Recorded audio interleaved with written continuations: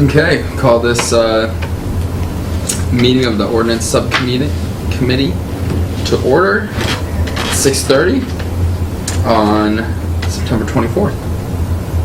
So, as far as I can tell, the only thing that we have pressing on our agenda is the request for us to change the ordinance amendment in Chapter 9, taxi cabs, which would be the insurance requirement. So it's under Section E, which would change $250,000 on account of injury or death to any one person, and $500,000 on account to more than one person, to $100,000 for one person, $300,000 for multiple.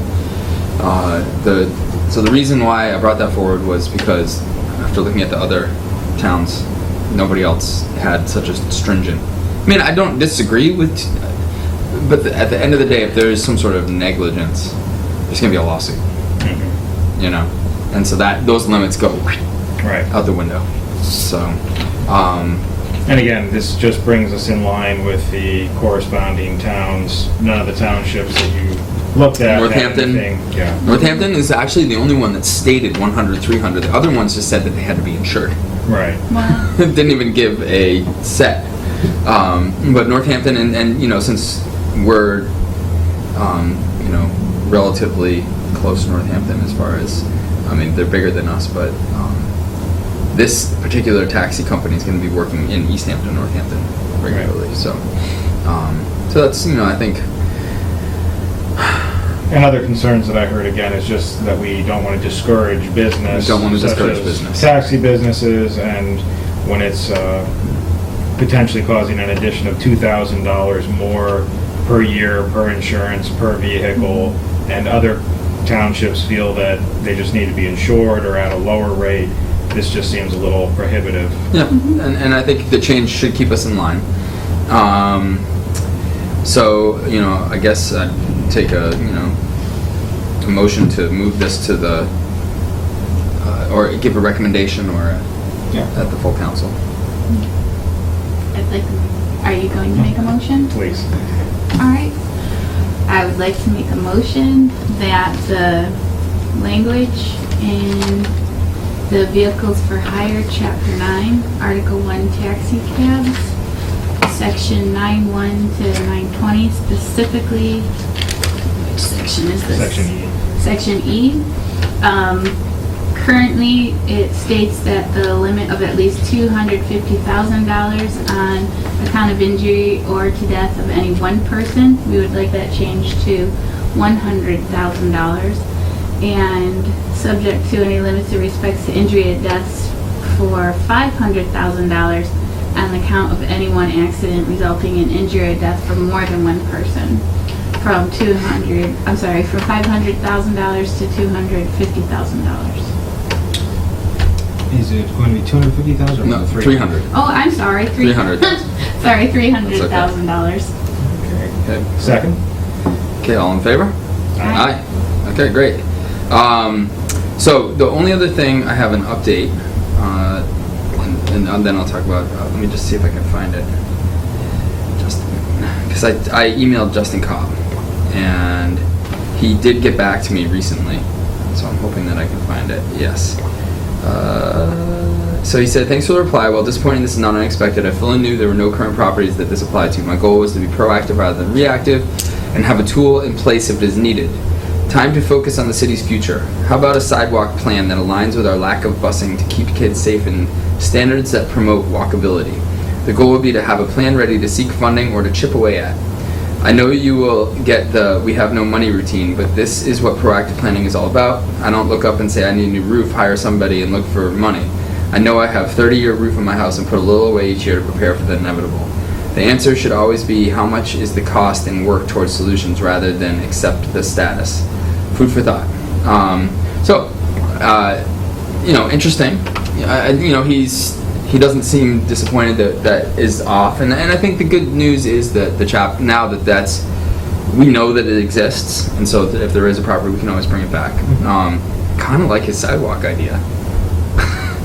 I mean, there are specific streets in Easthampton where and I talked with Stuart about this when I first got on the council, because that was one of my things. It was, I gotta, Well, why don't we put it on the agenda for yeah, first? I think that's something that we should do. I think that's something we should do. We'll see if we can, I'll put, let me talk to Justin and see if he has any thoughts. I'm not exactly sure what I would put on, but it's something that I thought, at some point maybe we can tackle, because it could be interesting. But again, just if we get it into the agenda, then we can have further discussion on it, we can get some community input on it, see if there's any other interest or We're talking creative about finances. sidewalks. So Looking at areas where sidewalks are lacking and where we know that there's high student traffic. And then what it would be some sort of an ordinance that would correspond to road construction. So the ordinance would be any new road construction would require a sidewalk to be, and so that's where we would fit in. And then existing could go to public safety or something else if there was Right. concerns. Yeah. So anyway, so that's something I wanted to just throw on the radar, and maybe I'll have something for the next meeting. We do have on the 14th a joint hearing with the planning board, and that's going to be looking at section 8.5 accessory apartments. Now, have you guys had a chance to look at that at all yet? Yeah, Yeah. I have a couple comments. Okay. What are your thoughts? Because I think it would be good for us to maybe just throw it out there. It's on our agenda. Okay. Yeah, Just making it sure, is. because I Yeah. wasn't sure and I didn't want to discuss it if it wasn't. No, Barbara put everything on. Oh, great. Yeah. So, I mean, I think it's actually it seems like people are doing it. I don't have a problem, especially when we looked at the housing production plan and the lack of affordable rental properties. It seems like it makes sense. But it's going to be interesting, the enforcement issue. Yeah, I think one of the things when we look at the affordable properties, and I'm trying to remember who brought it up. I think it was Councilman Hagan. I don't think that there may be so much a lack of affordable apartments, but there's just a lack of affordable deed restricted Right. apartments. And again, I'm not opposed to this. It seems like really the language is increasing the square footage into a reasonable amount of space. And again, it's within an existing structure, so it's kind of like taking a single family and turning it into a duplex, or potentially having a separate building on property that would allow for such zoning. So again, it's one of those things of creating more housing, more affordable housing, again, within the city. Well, it sounds like the ones that are illegal, or the parents that are trying to figure out a Right. place for their kids. But I think this one is specifically for detached. Right. So, it like a did detached both. garage. And an attached garage. Well, Okay. I think it was also within the actual structure of the house too, they were saying the square footage that you could make it. Okay. But again, as you say, whether it's some child who's returned from college and they decide to, install a bathroom and a shower in the garage and create a separate apartment, or it can go the other way. An So obviously, an elderly parent who needs some additional care, so the family creates an in-law space. Right. I have a couple things I'm wondering about. I have someone in Easthampton who approached me about this, and she was in one of the historical houses in the center of the city. And right now she has an historic carriage house that is part of her property. And she said that in the past she's gone to city council to ask them to allow that to become rental, and they said no. She said, it's an interesting market because right now that wood from the stable, being of historic quality at this point, I could pay to have it shipped to New York City to be turned into a loft using the wood, or we could keep it right here in Easthampton and make a loft that people would want with the historical parts of the building, rather than tearing down a piece of the history. And I thought that was a really good point. I thought it was a good point for that part of the city. Yeah. And I was thinking about that compared to other parts of the city. And my only concern about having an ordinance that covers the entire city is just the different, density of population in different areas. So let's take New City, which we know has a lot of people living there.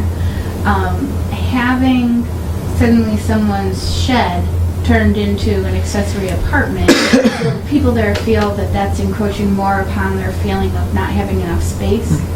Whereas if it was in another part of the city, for example, out in the plains, where the yards are a lot larger, wouldn't have the same effect, versus the materials that would be torn down if the accessory apartments in the middle of the city weren't used as apartments. Yeah, I think what we'll run into though is, and I'm sure we'll hear more at planning too, like out in New City, because of the lot size and everything else, there aren't sheds that are of size and within distance from the zoning, the boundaries, that there would be the ability to create that type of accessory or additional housing. Right, because the reason it's so dense is because it's zoned to be more dense. And so that being, there's probably, I mean, people are going to be, on one end, I mean, it's zoned to be more dense. So people are used to being in closer proximity, and that's the intent of the zoning, is to put more people in that area. To go back to the initial though, as you were saying about this individual who had, it sounds like a historic, like something on the historic preservation, and they're almost saying that, on a veiled threat, if you will, that if I wouldn't be able to turn this into an apartment, I just tear it down. Yeah. And I have a little bit of an issue with that, where it's like, well, I'm going to do it to spite people because I want to have an apartment here. Because if you tear it down, if you can tear it down, then you I have don't nothing. think she was trying to say it from a spiteful, because she doesn't want to lose the building. She's just like, if I can't afford the upkeep of the building and I can make a lot of money from the actual materials from the building, I have the right to have that as an option. Yeah. So, I mean, I don't think But I think you'd she's- have to go back to look and see what kind of historic preservation requirements are in place on what you'd even be able to tear down. And I think, part of this is, as we're looking at zoning ordinance, you can get really bogged down in minutia when you go to the micro level. I think the question we ask ourselves is, pull back the lens, look at the macro, and say, is it a good idea for people to be able to utilize a building on their property as a living space if they feel like they want to do that? And I think the question will go across zones. It'll go across situations. And some people might, and I think really the only pushback the only pushback we're really going to get is probably going to be from the building inspector who feels like he's understaffed and doesn't have the resources to manage this. But then again, well, guess what? If you have an understaffed building inspector who can't manage something, a change like this, then we're going to have a lot of pirating, building projects going on where people are just going to be building it, and it's going to be too bad. But I think they also said, and I'm sure we'll hear again on the 14th, that this may affect 700, 700 potential lots at most. Right. So it's not one of those things of where you're expecting 700 lots the first year. I mean, this would be something over time. It would be. And again, not all 700 might want to put in an accessory housing. So it's just it's interesting, So I think this is a really good start, and because we're gonna probably, with the planning board, we're gonna really delve into this and see. Hopefully, at that point, hopefully my house isn't on fire. At that point, we'll hopefully have the building inspector, and he can give us his perspective. But I mean, my retort to him saying he's under-resourced is, how are you going to stop people from doing this anyway? Well, if your house is on fire, I've got a small shed in the back. And there you go. We can make an accessory apartment. From a renting standpoint, if someone has the extra structure on their property, are we going to, if they get the building, if they have someone living in it, do they have to rent it? So would No. that be taxed as an additional? Again, if you had an in-law apartment or a child, It's going to change your assessment. Okay. I mean, there's no question. So that's if you where have, the taxation would Yeah. come from. It'll just absolutely, okay. it would change your assessment just because it's like, building an addition on your house. Okay. but But if you did rent it out, then of course you'd have to claim that as income.